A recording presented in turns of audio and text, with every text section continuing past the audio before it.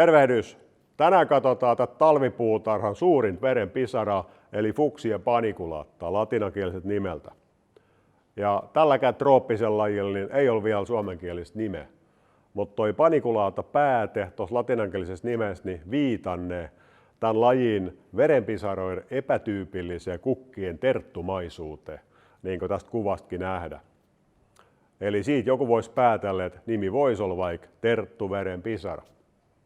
Tämä laji kuuluu joka tapauksessa horsmakasvien Onacraceae-heimoon, joka on tanniinikemian kannalta todella klassinen kasviheimo. Ja lehdissä, kukissa ja hedelmissä niin me nähdään pääyhdisteen horsmistakin tuttu oenotheini B, makrosyklinen, dimeerinen L-tanniini. Me nähdään 2 monomeeriyksikköä kiinni toisissaan ja molempien monomeerien keskellä on L-tanniinilla tyypillinen sokeriyksikkö. Ja nämä sokeriyksiköt on koristeltu gallotanniineistakin tutuilla joustavilla galloyliryhmillä. Ja nähdään, että osa näistä galloyleista, vähän niin kuin nämä sormet tässä, on kiinni toisissa, jolloin se rakenne menettää myöskin joustavuutta. Ja nimenomaan tällainen joustavuuden alentuma on tyypillistä L-tanniineille. Ja sitä kautta ne menettää osan myöskin tanniiniluonteestaan. Mutta toisaalta tällainen suuri koko kasvattaa yhdisteiden tanniiniluonnetta, eli tanniineja pitää tutkia tosi tarkkaan. Ja myöskin pitoisuus, eli määrä, ratkaisee. Mielenkiintoinen yksityiskohta muuten tunnetaan Maija-Intiaanien ajoilta. Eli he käytti tämän lajin kukkavettä vastasyntyneitä lasten kylvettämiseen.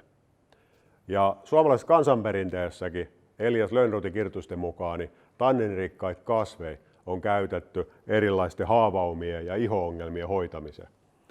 Eli on paljon mahdollista, että Maija-Intiaanit käytti Fuchsia paniculaatan tanniineja, jotta he pystyivät varmistumaan vastasyntyneiden lasten iho hyvinvoinnista. Tämän lajin kemiamittari, kun katsotaan, niin tosi monella tapaa näyttäisi olevan sekä yhdisteiden pitoisuudet että aktiivisuudet kohdilla. Ja lehdissä ja kukissa niin on tosi hyvä antioksidanttipitoisuus just näiden mainittujen tanniinien ansiosta. Hedelmissä on taas puolet pienempi. Ja koska tämä Fuchsia paniculaatan pääpolufenolit oli nimenomaan L-tanniineja, niin totta kai tanniinipitoisuudetkin on tosissaan koholla.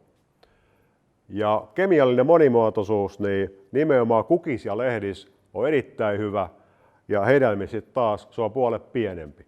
Ja se pikkasen laskee tätä kokonaisarvosanaa. Lopuksi taas kemiallisia evoluutiopisteet Fuchsia paniculaatalla voidaan antaa peräti 4/5 nimenomaan näiden suurikokoisten L-tanniinien ansiosta. Ja jos sua kiinnostaa sun verenpisaras tanniinit, niin ole ihmeessä yhteydessä. Määritetään just sun verenpisaralle vaikka horsmamaisuuspisteet. Moikka! Nähdään!